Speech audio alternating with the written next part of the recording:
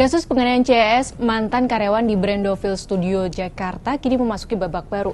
Kasat Reskrim Polres Metro Jakarta Pusat AKBP Muhammad Firdaus Jumat 20 September 2024 mengatakan polisi telah melakukan olah tempat kejadian perkara dan membawa dokumen absensi serta perjanjian kerjasama untuk dianalisis.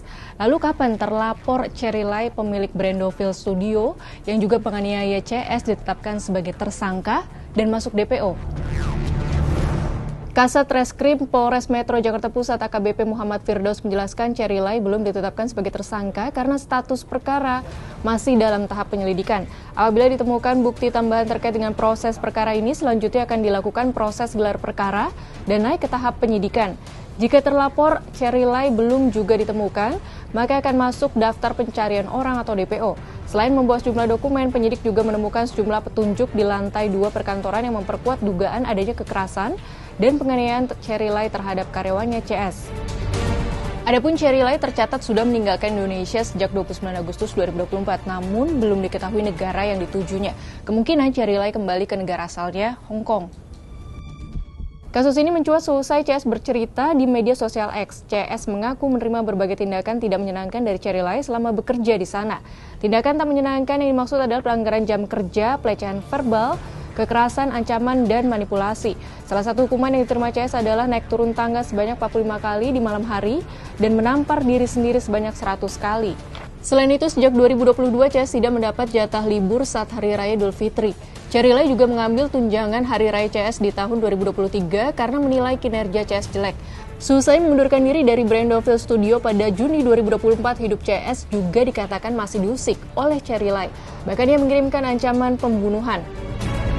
Brandoville Studio diketahui telah resmi berhenti beroperasi pada Agustus 2024. Kabarnya Cerilai dan suaminya sedang mendirikan perusahaan baru dan mencoba merekrut pegawai baru. Cerilai adalah pemilik atau co-owner dan istri dari CEO Brandoville Studio, Ken Lai. Adapun CS adalah asisten kreatif director yang bertugas merancang desain bagi game-game dan animasi yang digarap oleh Brandoville Studio. Dalam kasus ini, korban CS melaporkan Cerilai dengan 2 laporan, yakni pada 5 September 2024 tentang perbuatan memaksa dengan ancaman kekerasan.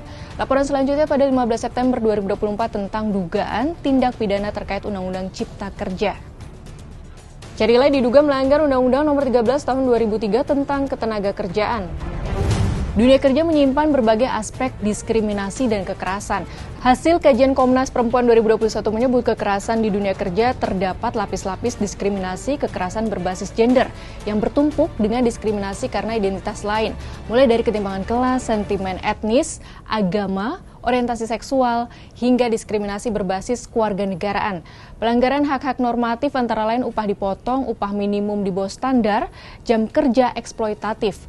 Pelaku utama berada di tempat kerja, tapi pelaku juga merupakan orang-orang di luar kantor, namun masih dalam konteks kerja.